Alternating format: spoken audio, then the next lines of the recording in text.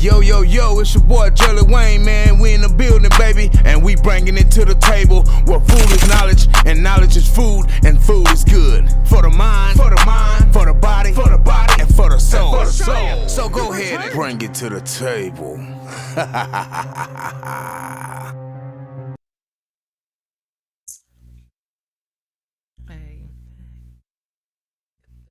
Okay, so y'all go make sure y'all go. We starting, the table, Jelly and Wayne, we're live. What's up, people? If there wasn't enough sugar for the daiquiri, we'll do it. That'll be enough.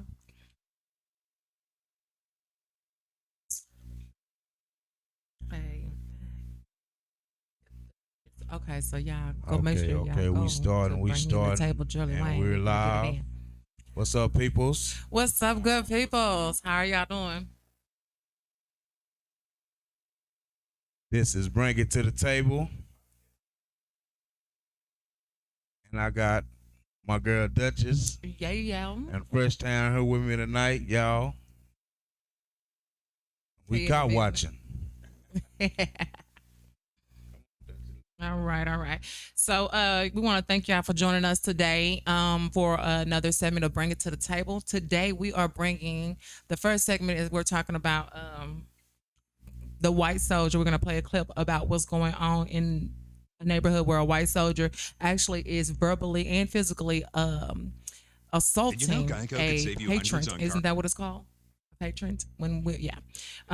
So this segment is called America, the Untouchables. Y'all tune in, okay? All right, tell me how you feel once you had saw that clip of the young man. Actually, let's just go ahead and take a look, and viewers can take a look at it. Awesome.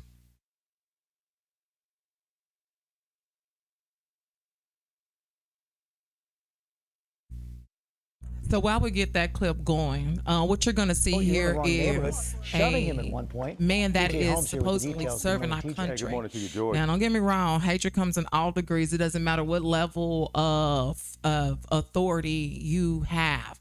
But once that soldier has become a soldier, that's something totally different than just becoming a police officer. Don't you agree? I mean, you are a representation of the United States of America, and your representation becomes a little bit more. Get out of this neighborhood, or I will carry you out. Now, while we don't know everything that led up to the incident you're about to see on video, what we do see was enough for prosecutors to say that the flag that you so-called say you're protecting, you come home to beat it up. Hours of peaceful protests so outside the basically, home you just of took the flag, Jonathan your own Pentland, flag, who you destructive overnight. call, raising it up to the roof or whatever the case may be, waving it in the air, and you didn't just burn it basically because you're not protecting and serving. You are just demolishing the integrity of the United States. Basically, that's what you did, and that's my doggone favorite color is the that army fatigue. That's my stuff. But he has just messed that up. So once we get that clip going, you will be able to see. And I'm actually proud of the young man on how he handled himself because Crazy, woo. courage to just stand up to the dude. Ooh, did you see yeah. And even bigger was the community that Stood him up and backed him up. And they didn't wait a long period of time. Yes, yeah. It's got to happen more, instead of us sitting back. Letting it escalate before we pull out the cameras and and not too much. There wasn't any instigating around the other people. They wasn't instigating. Right. I didn't see them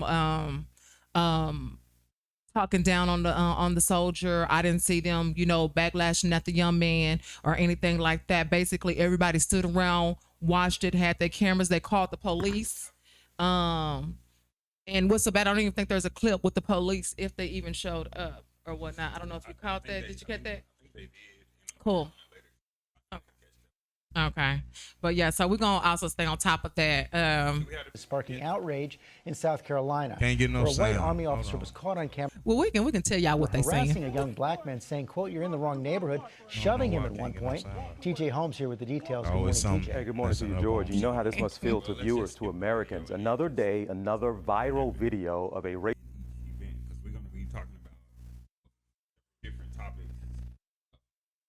two of the different scenarios involved military guys. And one of the military guys in a totally different incident was a Afro-Latino, yeah, I believe. And he was pretty much pepper sprayed. He didn't even get a chance. There was no racially hands charged out the incident. window. And this time, you see a young black complying man being absolutely berated. And he basically thought he was in The Hangover or something, you know. And he basically, what is that supposed to mean? Is that hangover like drunk hangover? Oh, that's hungover. Right. Hey, what's hangover? I know the guy told him, like, I'm about to light you up with something. You finna ride the lightning, Right. son. Yeah, that's what he told him. He told him you about to ride the lightning, son. So that in itself tells you the amount of like egregious, you know, contempt that they take. But what I don't understand is, you know, why we're so violent, that it's so violent, you know, it's from pure presence. But then they can have a gun on their hip, walk around and bully our community and not be looked at as violent. And that's funny that you say that, because I look at the skin tone of a dark African American man and a light skinned African man, and a light skinned African man is displayed as being gentler than the dark African man. Have anybody noticed that? No, like I mean, I don't want to put my sons out there, but my sons, one of them is light skinned, and I know that boy is crazy. But hey, I mean, but you know, they display us like that. You know what I'm saying? That lieutenant was rather light skinned. That's right. His skin was rather fair. Right. And he lit him up, you know, like Christmas tree. You know, and he told his battle buddy to back up. Okay. And then he went in and pepper sprayed him. So tell me this: how do you feel if you kept on paying attention to that and kept reading that story? Did you see how the military themselves actually handled that situation? Okay, so what the information that I got is the military has also been discriminating.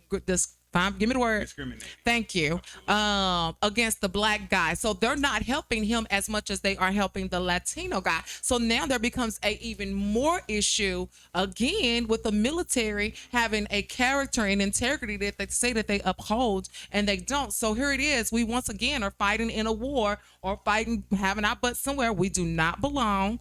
Though, I mean, hey, I don't want to get into all of that. I got some people on the line that are going to talk about that. But, now the military is helping the Latino guy or getting the attorneys and the civil attorneys to fight against what happened with the police at that particular time. Yet as the black man he's staying quiet. He has not said anything about his lawsuit. Only thing he said is that he ain't getting no help. That they haven't helped him at all. Which black man are you? I'm talking about the man that was pepper sprayed. And his name, so he didn't get he's not getting any assistance. The Latino guy has already, or military, the passenger that was in the car, who is a friend. That's what's so bad about it. These guys are friends. They're in the car together. They're in the car together. And the incident happened to both of them, yet one person is only getting assistance. There was two people in the vehicle. Yes. He said it was one. He did say it was one. But if you continue to read down, it tells you that there were two people in the vehicle that were pepper sprayed. I saw where it says him, and then it says them, and then it explains. I want to say we're gonna call him Mendoza. I'm gonna say Mendoza. Yeah. But it has said how much money he's supposed to be getting, whereas it says the black man ain't saying anything about anything because he hasn't gotten any help whatsoever from the military. Yeah, he said he had a dog in the back seat. His dog was choking us. Oh man, I'm out of there. Okay. Well, this I apologize to anybody I got to call. This is what I want to say, because us as Americans, Black Americans, we always want to say we got rights and this and that. We know we don't have these things. Constitution don't mean nothing to us. The police, it don't. It don't mean nothing to And us. for us to try to sit here and act crazy with these police out on the street, fuck that. Yep. I always say comply. You know what I'm saying, with the laws, and wait to the court. You know what I'm saying? But if we comply, then we wouldn't be getting these monies that these people is receiving by these laws fucking them up. But if it get to a point to where this motherfucker is trying to kill me, then it's like that's different. Yeah, it's like, goddamn, man. Yeah, but how do you over a traffic stop? Right, but how do you feel about the idea? The fact of the matter is, after time and time again of being assaulted and killed by police, how do you feel about individuals? Not saying that they put themselves there per se, but ending up in situations where they're at gunpoint with the police, but get back in the vehicle, try and drive off, try and do the after scenario thing where if you're gonna run, if you're gonna shoot. I mean, how do you feel about people putting themselves behind a gun and then making these movements and things like that? They're killing themselves because if you're gonna drive off from the police, drive off as soon as they pull you over. Don't even stop. Right? You know what I'm saying? But for you to give your license, your insurance, and all of this, and got the police hanging in your window, and why would you try to run at then? that point? Right. You know what I'm saying? He's hanging in your window, got a arm in the window, he locked in, he got a gun on you. Yeah. And he well trained. And it killing yourself. And it ain't the taser this time. So, I mean, they basically, they asking for it. So we have to have a discussion and pretty much lay out a couple things that we probably should take into consideration then. And one of them is, we say no justice, no peace, but there's plenty of peace. There's plenty of peace. Yeah. Right. So there's nothing but peace. Nothing but peace. Nothing no justice. So we have to get that in order. Figure out what it is that we mean with that whole entire thing, because we're lynching ourselves to put our chest out, and then it's just deflatable balloon. Well, and you're standing up at the wrong time, right, in the wrong place. When again, you should just comply to the best of your ability. It doesn't mean to that it's not that you're kissing nobody's ass or butt or whatever, or that you're bending over backwards. Everybody is trying to live to come home and to see the next day. Exactly. And you're trying to make it home. Exactly. And in a hostile territory, so you have to think in that manner. Exactly. And if somebody's showing you they've killed you time and time again, and people that with no problem, then you should use several tactics in order to prepare yourself. That's right. I got pulled over before, and instead of driving off of the freeway and going down a road that I didn't know, I stopped right there. As soon as it got exactly. Stop right there. Don't even give him time to call his buddies and all of that. That way, by the time he called his buddies, he's already gotten all your information and cleared you. So what they're really waiting on is backup. That's when they feel themselves being the most aggressive. They can act a fool then when they got backup. Absolutely. Because the thing about the police, if you do not know, they have to stick together. It doesn't matter what color, ethnic background they are. They have to stand for their brother, whether he's right or wrong in that action. They have to stand. They're not going to go against each other. They're not going to turn on each other. They have to stand for one another until they get back to their precincts. Just like a husband and a wife, you're supposed to stand together until you get back home, and then you dispute. They're not going to dispute out there with you knowing that they did something wrong or whether they did something right. They're going to stick together. And you have to. And the piggyback off you, they have their story together. Oh, hell yeah. And hell yeah. Even the lady said, it's a taser, it's a taser, it's a taser. Well, it wasn't a taser. And the taser, it looked like a gun. And you're the head of the union of the police department. So what does that tell you? You're the head of the union. She wanted to kill him. Exactly. What's the up? How much higher in society are you going to go after you shoot me? Man. You're going to go higher. You're going to be represented by the most powerful and most wealthiest Caucasian individuals in the world. If you look at it, a lot of these police has already got shit on their backgrounds already. Yeah. And like 3 and 4 or 5 cases where they didn't fucked up, and they still on they're still on the force. Yeah. So just to go back to the story about the white soldier and the black man, so we can kind of clear that story up. They're only wanting to give him. So he was arrested. And this is what they charged him with. He got a $500 fine. Putting his hands on somebody, he got a $500 fine and 30 days in jail. Whereas that's 2 years, 2 to 10 years, and $10,000 that I do not have. Right. Yeah, that's because you're black. That's because I'm black. Come on now. That's white. Come on, black. Come on now. Now, so if that's okay, If that's okay, hey, if they said that that's fine, hey, I don't have nothing to say. I just know when it's my turn, I want that same $500 and them 30 minutes in jail. Well, we know that's not I'm gonna just happen. saying, I want the same thing. I want the same thing. Because So if we look back historically, get it. no, we're not gonna get it, but I'm gonna fight for it. I'm gonna fight for it. So the thing about it is that even as Black people, we gotta know the cases. Yeah. Because you can always pull a case up and have that judge looking at that case. The judge can overturn cases. He doesn't have to go with what the jury says. That's just off top. So that can be overlooked. But realistically, the judge is probably the other judge's cousin, and that's the issue that we having. Yeah. You know, they're so if the judge is the grandfather, then the police officer is the great nephew. Guess what problem that is? That's a voting problem. That's a running problem because it doesn't take nothing to become a judge. Yeah, it takes 2 years of a person being let's just start this low. As a paralegal, 2 years. You can then become a municipal court judge in 2 years. From 2 years after that, all you got to do is be voted in. If you look at the ballot is empty. We're not there. It's nothing Who do you have to be voted in by, though? Of course, you got to be voted in by your peers, but we are the peers, the ones that vote them in. Right, but the peers have the same color skin as these individuals? We're not there. We're not there. Well, what I'm saying is, you're totally right. Right, because you said that we should go and be judges or something like that. But I'm saying, in order for us to go and be judges, then Uncle Sam, who's the head judge, would have to choose you to be the judge. But if his cousin Larry is right there, then what are the chances? And that's why America looks the way that it does. It's hundreds of years of what they call nepotism. Okay. So nepotism is when a grandfather or a father passes down generational wealth to to their people. Now, what are we giving each other? The $70,000 house that we go and sell, and then dividend the cash out to each other, and then be angry with each other for the next 20, 30 years. So these are just the things that we bring into the table. Yeah. So nobody get mad at me. Not that. You're right.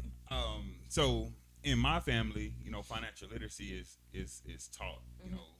But it hasn't always been that way. Understandable. It has to start somewhere. It's a growing tradition. Yes. It's something that me and my brother decided. You know what? We're gonna start having this conversation more often. We're gonna call each other and just start having financial literacy conversations. And a lot of what's happening in our communities is driven by poverty. Okay. And if a cop believes you to be in poverty, then he knows you to not have a defense. Yeah, that's correct. And it will give him more leniency towards doing you wrong. But if he pulls you over and he realizes you have some type of wealth to defend yourself, you haven't seen no NFL or NBA player get shot yet. God forbid. But why not? They getting out of a Maybach when you get them tickets. They pull them over just as fast. Yes, they do. Yeah, they do. They can tell these stories, but at the end of the day, if you don't have any funds, any financial backup, you don't have a defense. Even the Bible says that money is a defense. Yes, it is. Everybody but the church will tell you that to accept the fact that you're poor. You shouldn't, but you should want money because in the event you have money, when something happens to you, you can defend yourself. I'm not going to agree to that because my church don't tell me it's okay to be poor. They say it's okay to have money. What the church does, hallelujah. What the church do is it's okay to have money. No, they call it long suffering. They call that because that's supposedly long suffering is one of the fruits of the spirit. No, yeah, right. But you don't see the Caucasian wealth, generational wealthy long suffering. So that's an issue there. Okay. You don't see T.D. Jakes long suffering. None of his family, his daughters, and they don't have to do anything. They generationally tied into wealth, and in order to do that, you have to stop giving your $30 a month every Sunday to the church and put it. We ain't finna go into the tithes.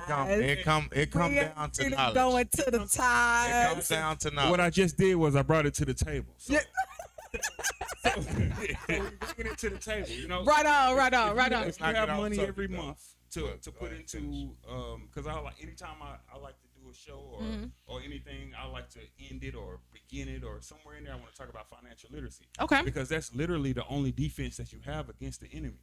So what a person will do is they'll let you act as if there's a hole in your pocket and let you be broke forever.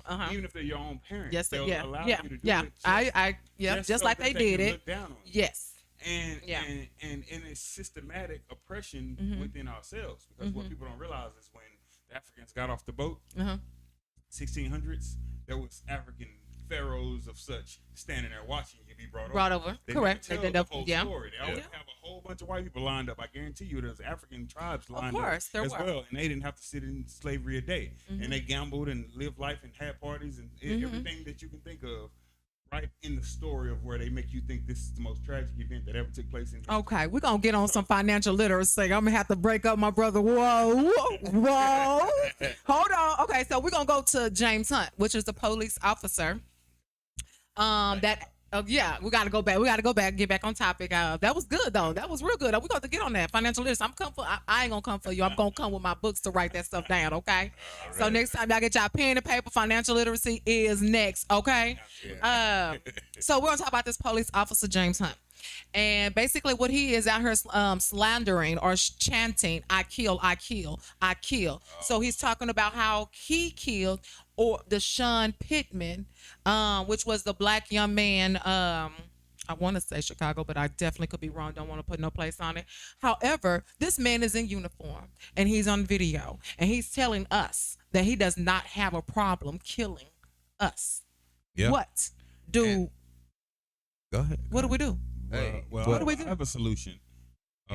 We tell him and them that back and not feel bad about it. But you see, when he said that back, he arrested this dude. Thank you. Why did he arrest him? Retaliation. It wasn't considered retaliation. It was considered verbal assault. Verbal assault. Hold on. The black dude verbally assaulted him? Verbally assaulted because he said it back. That's what he said. Hold on. But he never said what the police said he said. No, he never said it like the police officer. He just said some stuff back to him. Okay, and yet it was considered verbally assault. It wasn't I kill. He didn't say all that. he said was he said something about what about old boy that had got killed. He said, police officer. What about your police that got killed? Yeah. And that's all it was. He was like, oh, I take that as assault. Yeah. And then he rearranged the words. Yes. Absolutely. Yes. Absolutely. Yes. And then of course he had another police officer there too, that he could tell that with, and the police officer. There you go. We just talked about that, how they got that story is together, and so now hey, he on his side. But so he assaults. So now I look at it. How is it that this man, James Hunt, do y'all not know how many different precincts he worked for? This man worked from 2008 and still is working today. He finally killed in 2014. He took Deshaun's life in 2014. He had 8 cases of people calling in and telling on him. Then he had 16 force reports. 16 force reports. He was never fired. He just moved from state to state from state. When do you bond? No. If my background follows me wherever I go. Exactly. If my background follows me wherever I go, why is it that the background of this police officer did not follow him? Why are we hiring him? The question is, why are we hiring him? Are we that need? We hiring him, the department. I pay for him. Well, he didn't come to Texas. But I'm just saying, my tax money paid. Bobo hiring him. Yeah. We don't know him either. He the police. There you go, Captain And if they Dave. do, There you go, the grandfathers again. But I know it's true. I just like to throw them in there. Somebody got to exist on their behalf, and we ain't hiring them. Yeah. Because this is what I say all the time. Why are you so scared, but you're working in our community? That I just cannot fundamentally understand. Okay, because I have talked to some black officers, and they told me the reason why. See, they go to the white neighborhoods and the Latino neighborhoods. They don't work in their own neighborhoods because of the simple fact that their peers, you guys, call them then Uncle Toms. You don't have their back. They have no respect. And so therefore it's hard to serve in a community where there is no respect. They go over to the white neighborhood, they get the yes sir, they comply because he's this big black dude, and then you know what I mean? And that's what it is. Yeah, we get the white guys that got bullied by other races or their own, and now they got a point to prove. That's just emotional creatures. That's what I'm gonna call them. Yeah. Emotional creatures. They are very Let me take you on a journey. Let me take you on a journey of my own personal experience. Okay. It's multi-layered, and it's gonna take a quick minute, but it's very important. We only got two. I'll take one. Yeah. Okay. Make it fast, bro. Put it on tape. Bring it to tape. Bring it to the tape. He'll have us here all night. I bring it to the tape. So one thing is, I did 5 years in the Marines myself. Okay. And one thing I told, Department of Veteran Affairs, this is who we go to when we're having psychological issues and things like that after the military. And one of the things I told them, along with TD Jakes and some of the churches in DFW after I got out of the military, I wrote them personally. I told them that a lot of the white supremacists that I served with in the military just got out of the military and went to go be cops. So realistically, we would see things like we've been seeing over the last 10, 12 years. This was 10, 12 years ago. So I already prophetically given them this knowledge and information years and years ago. There's nothing that they did with that information. But this is what I'll guarantee you. Since then, I got arrested by one cop. By the time I got to the precinct, 6 cops had written a statement all saying that I threatened them. Terroristic threat was what they wanted to take me to court for. And I ended up settling the case for misdemeanor.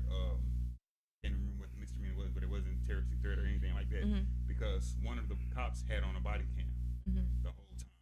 So his story didn't add up. None of what they said was on the body cam. And that's the only reason I ever got out of the situation. I say that because, a lot of information that you've shared so far, just, it is exactly what's happening time and time again in our community. So what we have to do is do exactly what we're doing, bring that paperwork to the table.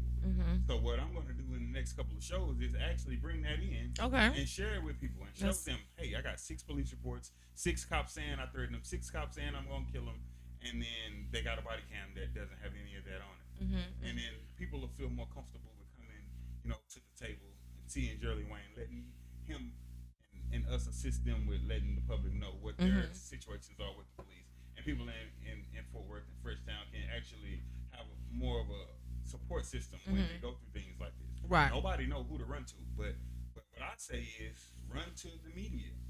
Tell them. Yeah, and go then, tell that. And then when the media rips them a new butthole, then at that point you may get some type of justice. But that's as far as it goes for our skin color. Well, we gotta use the media against them. Exactly. And we gotta learn the laws, man. We gotta learn our laws, because we let them do whatever. But if you know your laws, you can use that to your advantage. Yeah. Just don't push over with it. They tell you get pulled over, they tell you to get out the car. You know you gotta get out the car. Exactly. You can't fight with them. Push it a little bit, like, I don't have to get out the car, it's a traffic stop, woo woo woo. Now, if you see this motherfucker start getting belligerent, then go ahead and get out the fucking car. But be right though. Yeah, and be right. I mean, why are we riding around with guns? Why are we riding around with dope? Why are we riding around like that? Yeah. Why? When are you gonna learn to stop riding dirty? Yeah. You wouldn't have the cop to me, see me riding dirty. You wouldn't have those issues if we just stopped. I could agree with you fully if that was the case in any of the I don't think that's the case in those shooters. That's not the case in those shooters. No, it's not. So I'll have to say that those people who riding dirty are more likely to follow the law when they get Yep, that's true. That is that. I got some weed on me, so let me go. Let me comply. Maybe he'll throw it out. Let me go ahead and comply. So maybe they're more likely to comply. It's the person who believes, and let me just take a moment. Can we get caller Keisha? Just take a moment to explain, concealed handgun license.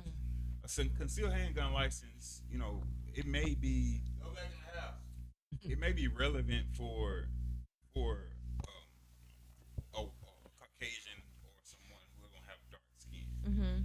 What that is for an African American is, I can pull up behind you as a police officer, put your tags in, it's going to show me that you already have a weapon. So now I'm be a little bit more aggressive, a bit more alert, a bit more quick. Yeah. Absolutely. I've had a cop walk right up to my car and say, where the guns at? Like I'm some criminal. But why do I have a concealed handgun license if you're going to approach me as a criminal? Yes. So that doesn't assist you or help you. Forgive me, I'm wrong, y'all. It doesn't assist you or help you to have a concealed handgun license in the state of Texas or in the South. You can have a weapon in your vehicle or in your home at any moment, at any time, without a license or without it even being registered. Yeah. So knowing those laws Okay. Question. Let's talk about those real quick because me having a misdemeanor, I have always assumed that I could not have a gun. I just found that out that I could have a gun. Or whatnot, but just for other people who thinking the same thing that I have been thinking for all of these years that I could not. I go into places and they say, "Oh, well, you can't have one because you have an aggravated assault, but it's a misdemeanor." Or you have, not an aggravated assault, but you have an assault, but it's a misdemeanor, and it's not even on there. It's on deferment. And so what they do is they tell you all these different things. Because I'm telling you what they sat down and told me I could not have. They said I could not have a gun. I couldn't have a gun. I couldn't. The police told me that. The lawyer told me that in the courthouse because I had another. I had another case, and because it was an assault case or whatnot. They said they wanted to call and bring this whole other case. What they'll do is they bring all these, just to beat you in one case, they'll bring all these other cases to make it seem like you're the one with the issue. I'm the black woman with an attitude and to pin it on me. And so basically, after I got that, he told me all this different stuff. How you can't have no gun, don't get caught with no gun. You won't ever be able to go and get registered. This is what my lawyer told me. My lawyer told me. You should get your money back. I should get my money back because I still went to jail. I still went to jail. But that's why I say knowledge. All I know is That's why I say knowledge is the key. It is. We need to learn the laws. Yeah. We need to learn the laws. I did vote. We need to learn the laws. Absolutely. I did vote. Yeah. Absolutely. Okay, but what about that? Is it still true that as a felony, even after 10 years, you can't vote? Well, I mean, everything else is gone. Yeah, I think it's something like that. It's a certain statute in which you can't vote again. Okay. I don't know about that. But then in some states, I believe you can even vote in prison. Then you can. Right. Then we'll go with if I get my record expunged, can I vote? Can I vote? Mm-hmm. So those are the things I could be looking up to. Mm-hmm. But we need to learn the laws, and we need to know our laws. And a lot of us are pushing this "I got rights" things too far, and we don't even know the law. Right.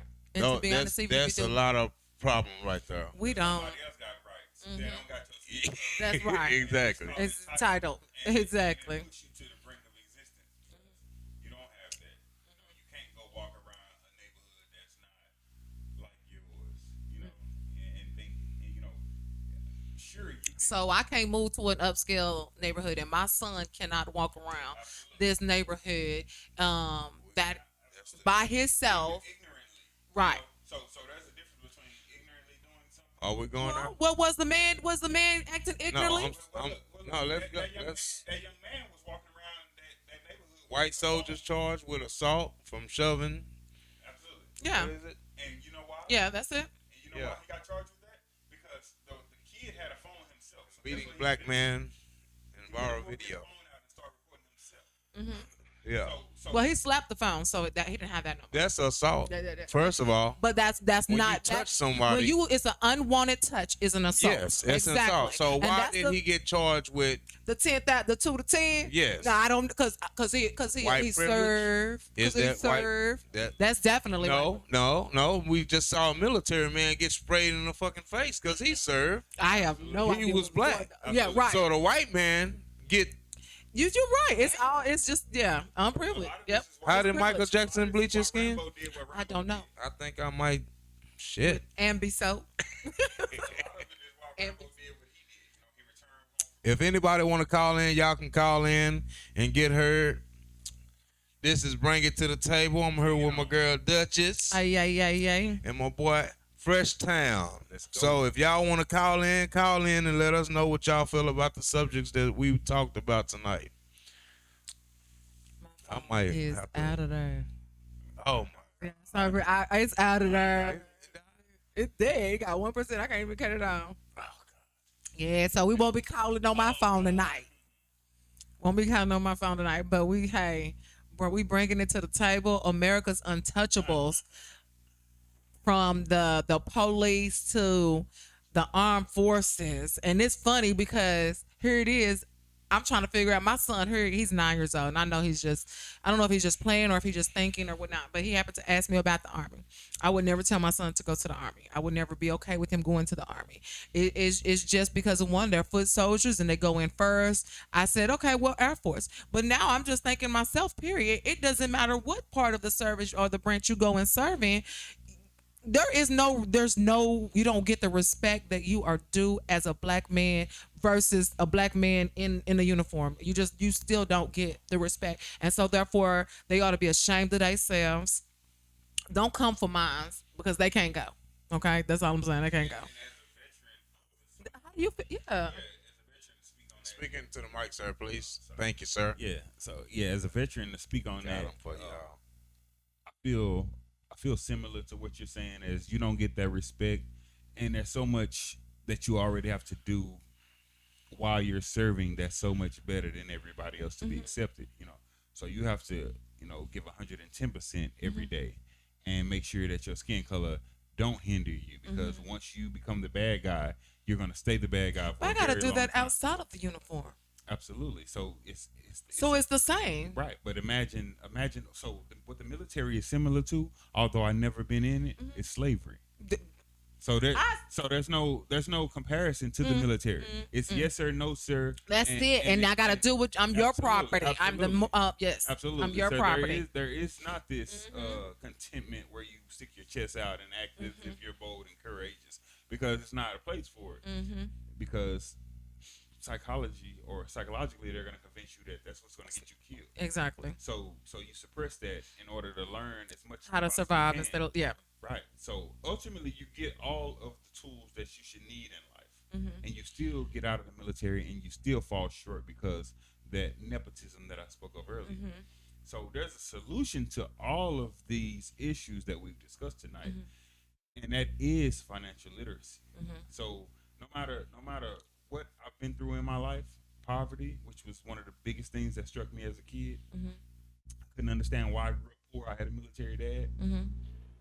As I got older, I realized, well, once people get out of the military, they don't have their sound, righteous minds anymore.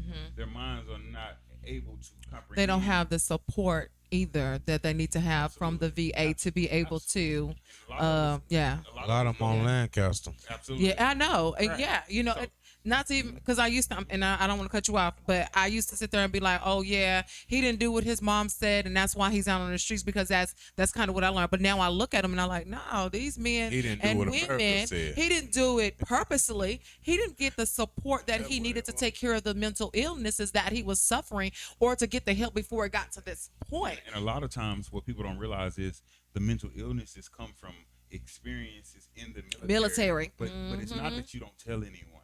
You tell them, and they're them. So when you go tell them, they say this is supposed to happen. Yeah. So imagine we're gonna fix it.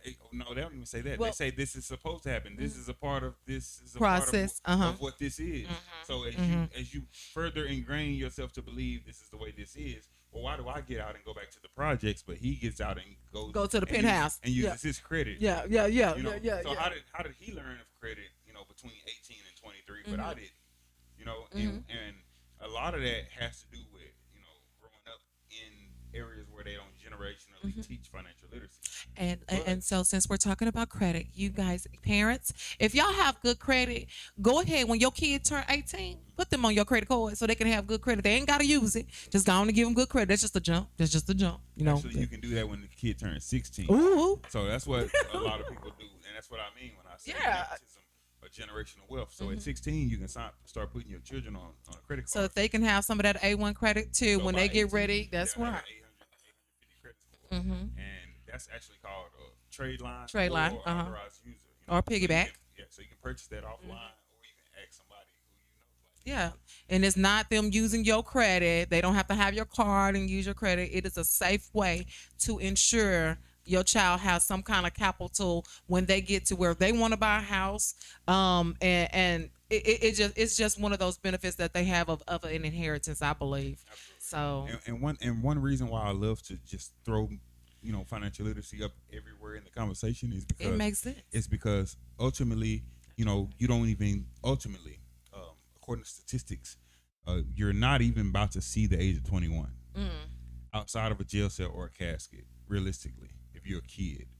So in order to change those demographics, you have to realize that this is not a fast rabbit game.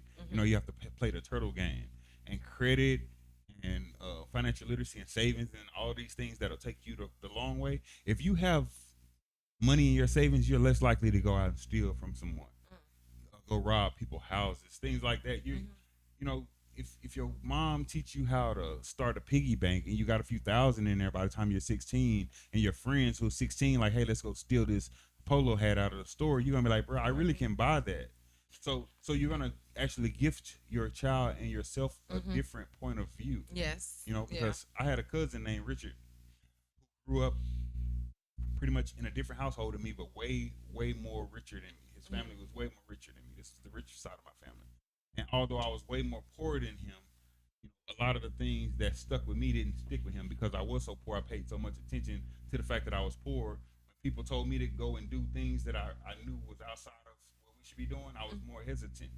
But because he had it all given to him, he was more prompt to go run with kids, run with the crowd. That didn't have. Absolutely. So it's certain things that you have to actually sit the kid down and teach him, not just give him all of what he wants. When you give them all of what they want, they think they can do what they want, but you're still an African-American man. So you literally have to find a way to give them some of the things that they need, but also teach them how to save and teach them that the savings or whatever it is that they put back is going to help them when tough times come. Tough times for a person from the hood means pick up a gun, it's time to rob. It's time to go in somebody's garage and steal. It's time to sell dope. These are the realistic, legitimate ideas that people coming up with. Oh, let's rob him, let's steal him, time and time again. But at what point do we come up with realistic ideas like, whoa, if I saved $1 a day, I would have had $30 last month. If I did that for the whole year, how much money would I have? I'll have several $100s. That's $1 a day. But instead, we want to go gamble our money, roll dice, and be broke every day. And now we want to rob people. So it's almost like we just need to take a step back and realize, look at the stock market. Look at the way that they're playing the game. Right. Speaking of a step back, first time you're going to get fired, you keep on changing this subject.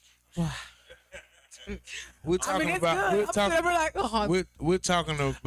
a lose-lose situation. How can we win against the Untouchables? We actually have a few ways.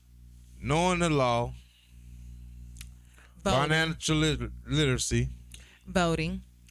We gotta. We have to. It's not just voting presidential, y'all. You have to vote for every office that is on the ballot every time it comes around. You have to be a part of your community. You have to stand up when it's time to stand up.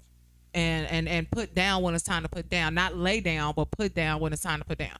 But we can say that, right? We can say you have to vote when it's time to vote. Like, let's be real. You have to vote. I vote on everything. But let's be real. Look, I vote on everything. Let's be real. In the state of Texas, in a red state, okay, you can vote as much as you want with your dark skinned self.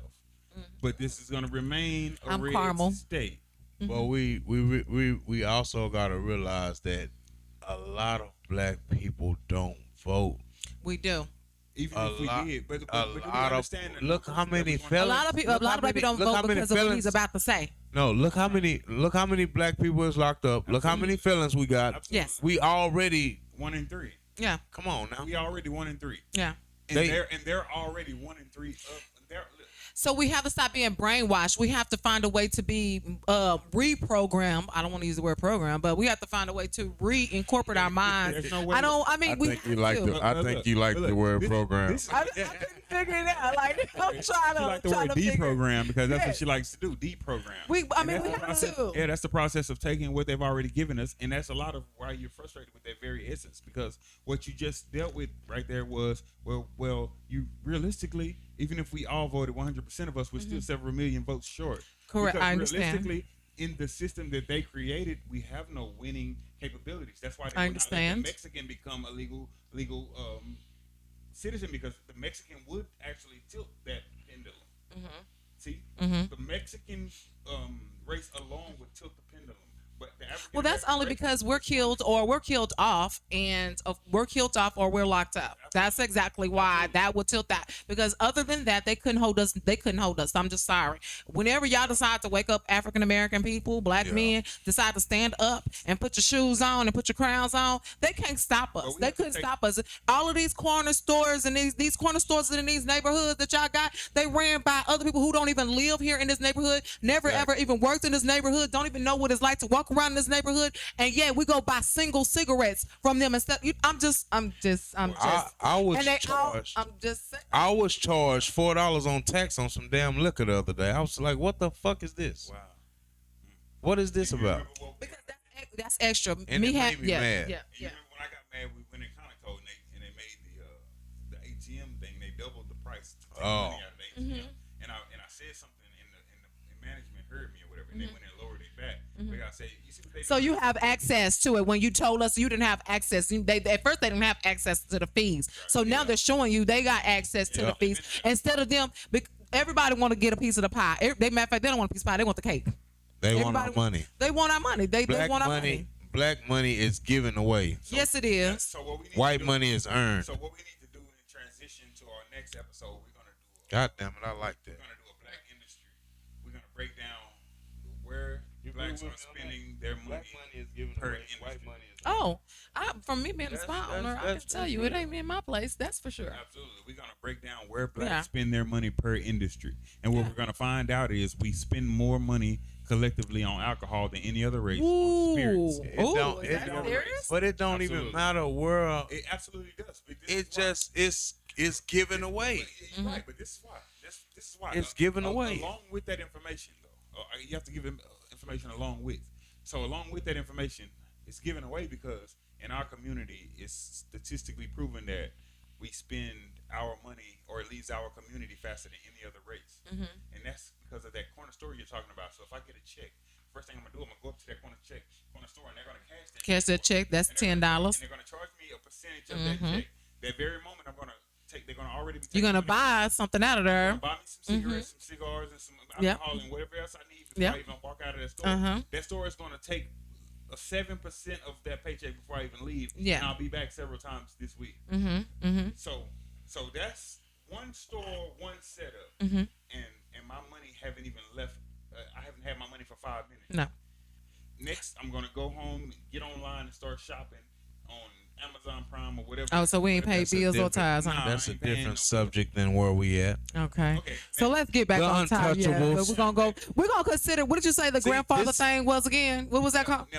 Nepotism is also America's Untouchables. I just want to let y'all know they untouchable as well. But we're gonna find out how to reach out and touch y'all. We're gonna become ATT off of this bad boy. So we was talking. Where were we at? Was it James Hunt, the man who killed that shit? No, we was on the white soldier bullying the black kid. Okay. And Hal said something earlier. I can't quote it word for word, but it's like when they know you don't have backup and the defense, bullets. Yeah. So this guy sees this kid. He's like, I can take him. He already sized this kid up. He really did. Yeah. His wife probably was in the background. Hey, babe, that's the guy that's been walking around here stealing and all of this shit. We don't know what. It doesn't matter the beginning of the story. What we see is enough. You don't do that to people. But anyway, he goes out here. Oh, get out of my neighborhood, really, nigger. You know what I'm saying? Like he owes a bullet. Now, imagine if that was Tyson. That's over. Imagine that was Tyson. You go out there and do Tyson like that, player. Mike Tyson going, yeah. He's not. In fact, he's not going to even do that to Mike Tyson. He's not going to do that to Mike Tyson. That's what I'm saying. He's not going to do that to Mike Tyson. So the cops does the same thing when they pull you over. That's right. They judge you while you drive them down the street, whether you know they can see you or not. He looks like a thug, or he look like a poor. Like he might have some weed. He look like a smoker. He look like he don't know the law. So let me fuck with him. What you saying that, right? So guess what's happening across America right now, right? It's the very idea of what you're saying. So what's happening is the chief of police, right? Shit rolls downhill. He's talking to the lieutenants and the sergeants, right? And he's telling them, do not pull people over and give them tickets unless you have a good reason, because we don't want all these situations and issues, right? Exactly. So what the police began to do is just use what you said even more. They like, okay, I got to make sure I get a good one. See, this puts you in an even worse predicament because this is where they began looking for stuff. Yeah, fishing. This is when they pulled you over, and then they started saying, well, where you going? Okay. Or where you coming from? So we have the issues with the other race or the other ethnic background. Look, I don't want to be sitting here talking about race but it is what it is, right? How do we get our own back into our community to police our own community? Well, what do you because they're not here. I don't know. So first of all, let me just explain to y'all. First of all, I kind of grew up in a suburban area, so I saw a mixture of both. I grew up with both. It wasn't until I moved to the hood that, and this was poly, that I only saw predominantly white men. And then later, of course, I then had friends that were police officers that were black. And they told me as to why come they are not in black neighborhoods. So what suburban neighborhood was this that I'm just saying I grew up in a white area. Right. I grew Southwest. Crowley. Okay, fine, that'll work. I mean Southwest, Crowley, Southwest. I mean, I grew up Southwest, Alta Mesa, Southwest because it's a mixed area. Not hood. You forget though, exactly. They started gentrification in the last 5 or 10 years, and they moved everybody from the projects all the way. So now it's Southwest Side, Forest is now the new South Side. Yeah, I get it. I know. They pushed it all the way. I guess that would be what I want to answer. Or north. I want to ask you a question. Do you really want black people to come back and do what they need to do? What do you mean? Put them back in. Do you really want them to come back into positions? Who? Blacks. Blacks what? Policemen or black people? Black people. Do period. I really want black people to? I want to know when were we in position? No. Okay. Well. Do you really want them to get in positions? I do understand what you're saying and where that could go. Yeah. But I do. When I say get into position, I mean that we should have corner stores. I mean that we should have CVS's. We should have drug stores. We should have we should have fast food chain lines. That's what I mean by getting position. We should have gas stations, gyms.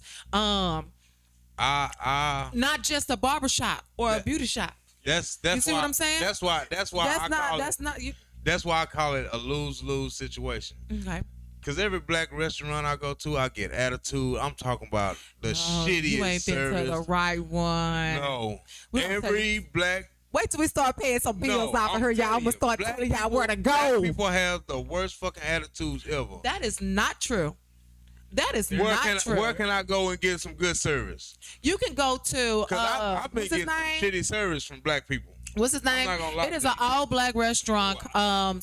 Popping fresh. You bitches ain't gonna be twerking up in here. No. So no. You want to go there?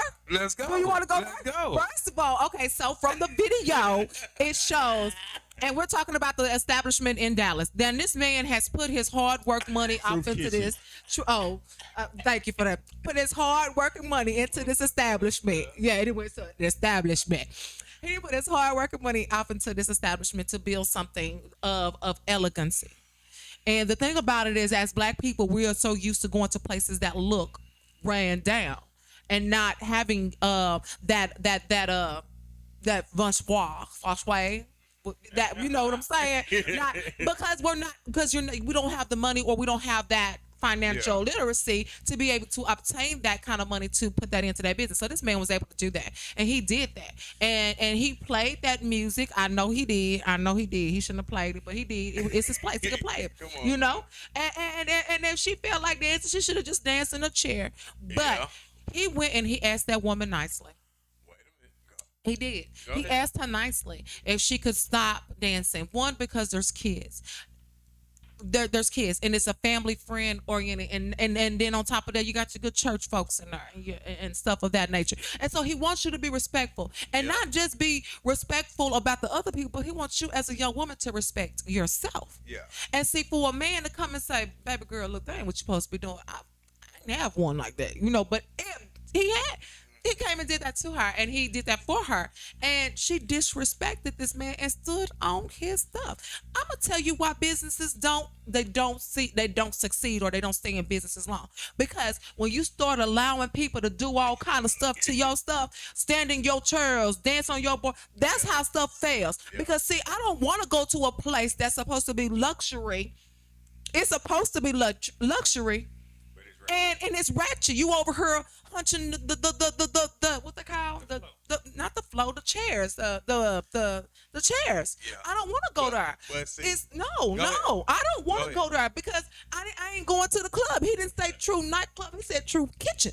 Yeah. It's a difference. Yeah. I'm coming to eat. I didn't ask for fish in my seat. I asked for fish on my plate. There is a difference. But see, I'm saying the way he approached the whole restaurant. He didn't go to her, just her. He should have went to just her. No, he went to just her the first 2 times. He went to her. If you look at the video, he went to her 2 times. And the first time he asked her, "Ma'am, could you da-da-da-da?" She sat down for a minute or chilled or whatever. Then it happened again. And he said, "Ma'am, da-da-da-da-da-da." And then he said, "Hold on, just shut the music off."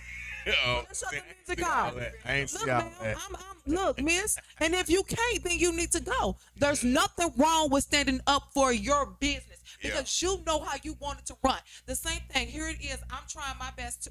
Hello? Am I on? I'm out. Did you turn it off? Okay. So, the drink. Okay, right. Somebody cut me out. Okay, so here it is. The same thing. When someone comes into your house, do you allow them to treat your house however you want them to treat your house? Hell the fuck no, you don't. No, shit. They can't come in here and treat your house. They got to go. Yeah. So it's the same thing with this man's business. If he's not taking that, if he's not dealing that, if he's not represent, you telling me I can't hear no good music and not shake my butt? Come on now. Let me ask you a question in defense of the young lady. In defense of the young lady. In the establishment. Mm-hmm. And let me give you a scenario. That young lady that was in there dancing, she walks out of the restaurant. She gets in her car. Bye, y'all. See y'all later. She drives down the street, gets into a car wreck, dies. She had too many of those Douce drinks that they serve. Word on the street is these drinks are really, really strong and really, really good. So what I'm saying is, can you get mad at her for going out there getting in a car wreck after she had those drinks? No. So can you get mad at her for wanting to dance after she's sitting here drinking heavily? Well, I was under the impression that she had too many drinks in her system to be doing it. I'm not either. I'm just saying for the simple fact that if that's a case scenario, got it. I'm saying that a place that serves Douce type style drinks in this feng shui type of scenario that you presented, right? Should be a little bit more accepting if people feeling themselves. If they're trying to get into their he did excuse her, and I believe that you do give a person a chance and an opportunity to fix and correct themselves. I think that's one of the things that's wrong with us is that we don't healthy criticism is what I'm gonna call it. He had the right to go over and tell her that in the most nicest way, and she could have definitely complied. I'm hoping I'm answering the question. I feel like I'm going around. But yeah, I believe in second chances. So yeah, am I right? So what I'm saying is, in this establishment, they're playing music, club type music, right? Serving club type drinks. Got it. Better than the club. Yeah. So what I'm saying is, they've created this very environment that this woman feels that she can should do express this herself, and maybe it is upscale, but maybe us as urban individuals should understand. If you play the music, that don't mean you're supposed to dance, but hey, we gonna dance. I don't think that even he had an issue with the dancing. It was the disrespectful nature that she did it in. One, dance. You can get up and dance without bending over, touching your knees and touching the floor, dropping it like it's hot. You can get up respectfully and dance to something that you want to do. You can also move in any kind of gratification that how you feel. What you cannot do is stand in my feet, my fucking shirt. That's what you can't do. You can't stand in my seat. I want to ask something. Did anybody have a problem with that besides him? I'm sure they did. I'm sure they did. I'm sure they did. I mean, I'm trying to see if anybody told on her or it didn't. Well, we didn't get that, so we didn't get that. It's funny because they said that reportedly after Megan Thee Stallion and Cardi B did the performance, I think at the Grammys, that they had some like thousands of like call-ins. People complained about the performance. Yeah, it's the same thing. It's because if I'm watching the Grammys, I'm expecting this to be a family night, and I turn on my TV, and then you got women popping and twerking and doing all this stuff Miley Cyrus did years ago. You know, it's like I told you about the adult content or whatever. It's like you have to give me a warning before you just go take me down this road. Exactly. And then if you don't, then I'm going to give you complaints. And I believe that's what that guy was trying to avoid for himself was, hey, you didn't let me know that you would be playing this type of music and then women would be in here, like she said, twerking, touching their toes. That should be understandable to anybody who brought their children into that establishment. You know, and maybe after 9 o'clock we ain't having that. We finna turn up. But you know, exactly. She said, that should be, no matter what race you are, you should be able to, conduct yourself. Yeah, most definitely. Okay. So we ain't going there no more. Don't go there. But I want Duchess to introduce herself and tell people a little bit about you. Okay. You know, I got two business-minded people with me today. Hey, okay. I love them. Yes. So yes, that's what's up. I am Duchess. Period. 101. You can catch me on the tube. Same link. I am now a Black-owned day spa. I have, by the grace of God, been able to open this place with my own sweat, my own blood, my own money. No EIDL, no PPPs, and though I need them. But I've been able to do it with the help of a lot of my family members, my husband. So I am very happy and ecstatic to be not just a doing hair, because that's how you met me, or whatnot. I also have my own Anchor podcast where you can check me out. We are on there doing the same thing, but I got women of all natures. They come in, my clients, they come in. We're talking, and we're just basically just repping about whatever it is that's on our mind. So you can always check that out on my Anchor podcast at I Am Duchess Period 101. I'm also doing a YouTube virtual podcast where it's just me just going through my day-to-day walk as a spirit-led child of God, and basically a business owner, and just dealing with just life itself. And so I'm thankful very much because I'm he thought of me. Yeah, so I am so appreciative. girl. Thank you so much, Represent. for putting me out there, Represent. And I'm always representing other businesses. I'm wearing my sister's t-shirt that she made for me. Okay. You know what I'm saying? Amanda, you can also catch her. What is she called? The Come on now. Amanda, the yellow lesbian, something. I have no idea. So I don't discriminate. I just love. That's all I'm supposed to do, just love. That's what that is. Yeah, thank you. And okay, to my girls to the she shed, cause you know what I'm saying, we get down, got that she shed going on. If y'all hey, the she shed, it's the round table of the women, and I'm gonna get Joanne come over and come and do a little virtual for us. But it is the she said. That's how I Am Duchess got started. That's how I got my kickoff, is by them ladies. We put it together, different walks, and it's a beast. But right now, we're not even on TV because of the fact of the stuff that's behind scenes. So we're just gonna keep it there. But I want to thank everybody. Hey, if you have not came to come see me, come to Royalty Beauty Bar. That's where you gonna find me. Address. Hey, he say he don't hear nothing. address is 6914 Camp Bowie Boulevard. So I am very happy and excited for everyone who has been in support, and we are doing great. Business is great, and I'm looking forward to be even more amazing the way that it is flourishing. I'm thankful for my clients, my customers, my new potentials. I'm just thankful for everybody that has came supported. Y'all come on. My lazy lipo ain't gonna work today because it is great. Tell them some of the things you do up there. Okay. So some of the things that we actually provide, first of all, I'm just gonna start in the salon. I have a new braider, so we do have braids popping off. We do sew-ins, hair extensions, fusion extensions. I do not provide color. So there you go.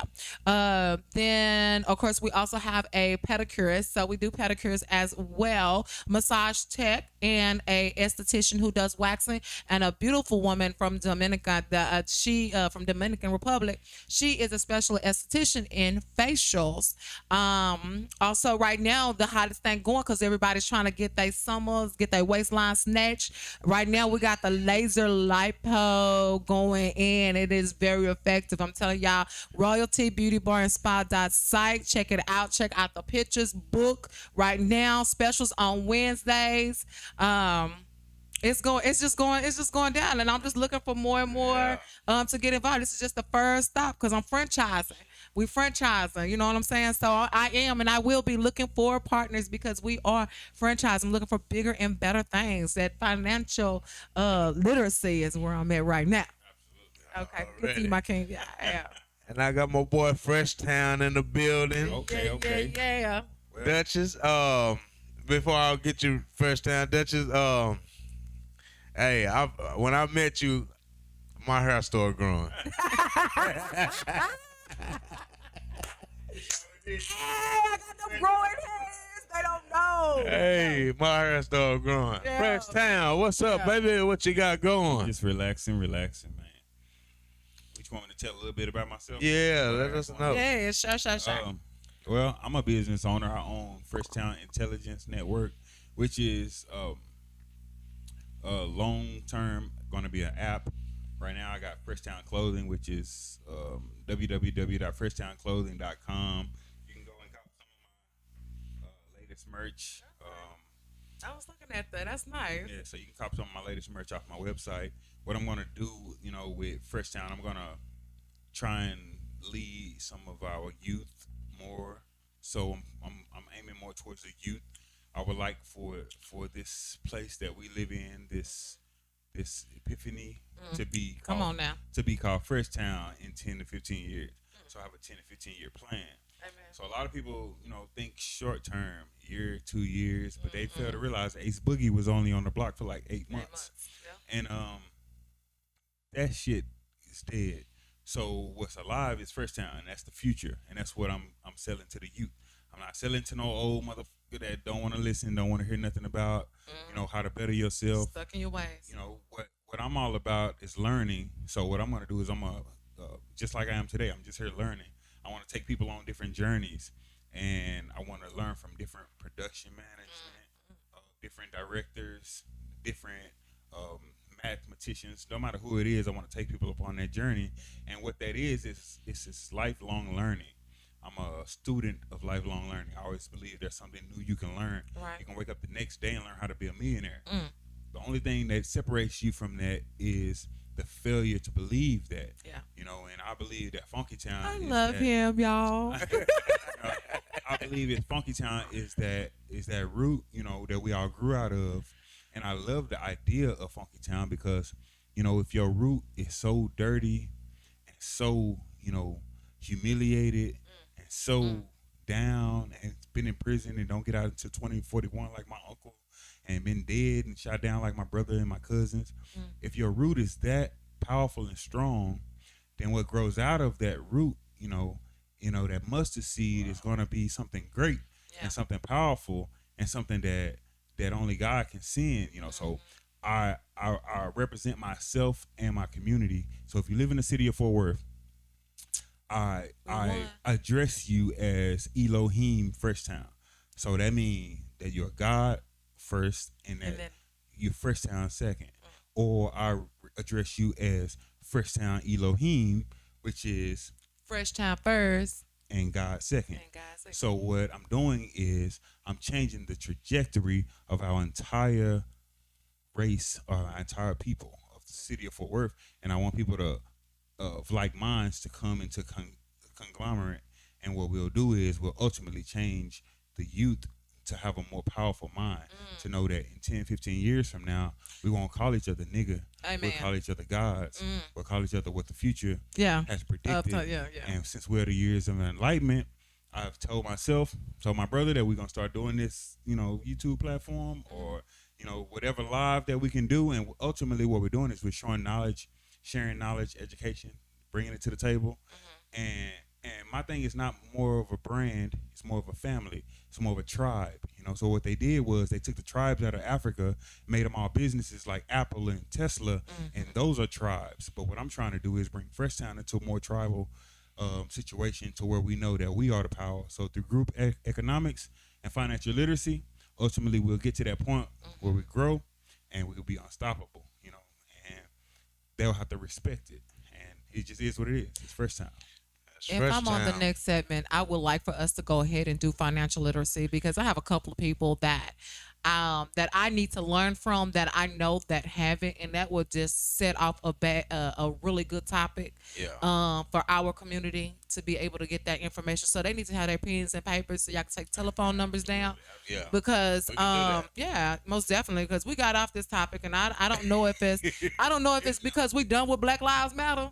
It's going to pop up every. It's going to always be a problem. No matter what we discuss, though, if I'm on the show, I'm going to mention financial literacy just because I feel like that is the alpha and the omega of what God said when He said that my children shall perish due to the lack of knowledge. That knowledge that He discussed was financial literacy, that ability to save when it's times that get hard. If you save when a time get hard, there's no such thing. Because you have savings, so I can spend $1 every day of my savings. You don't know no recession. See what I'm saying? You cannot enter that moment. So I believe that's the mission or the vision that God sent me. So my vision is to just uplift the community through financial literacy and empowerment. Okay. Well, I'm glad y'all came out to holler at your boy Jelly Wayne. Bring it to the table. Bring it to the table. Hey, I love. Did we touch the Untouchables though? Yes. Did we touch the Untouchables? We touched the Untouchables. And we're gonna touch them. We're gonna touch them on this next episode too. Yeah, we'll touch them again. We're gonna touch them again. That Freshtown tried to keep going to, but I wouldn't let them. Yeah. I held strong. But I love people's opinions, man. This is why I put this thing together, because I love to hear other people's opinion. It's not about me. You know what I'm saying? It's about everybody. It's about all of us. And if we can all sit down and do this, bring it to the table. Yeah. I want to, before I go out with this, okay, Medill was the grandma of everybody. What's the next one gonna be? I don't know what her name is. Ain't she Gigi? Yes. Gigi. Gigi, y'all gotta step y'all game up, man. Yeah, come on, Gigi's. Yeah, it's Gigi. Y'all gotta step y'all game up, man. New. So. I'm trying to tell you. I'm telling you. Wait a minute. I'm not lying to you. My grandbabies call me Nunu because I ain't ready yet. Say, boy. But I'm gonna give it to them. Okay, GG's. Okay. Yeah, it's GG's. These GG's out here. Well, so GG's, we turning our youth into Freshtown, okay? No more Funky Town. Yeah, we gonna no more death before the age of 21. Right. No more not graduating high school. These are 3 simple facts, right? We're gonna need them to get together. 3 things right there. All right. So we want to say thank you so much for coming out and joining us for another segment of the America Untouchables. This is and was bringing it to the table. Y'all check it out next time. Absolutely.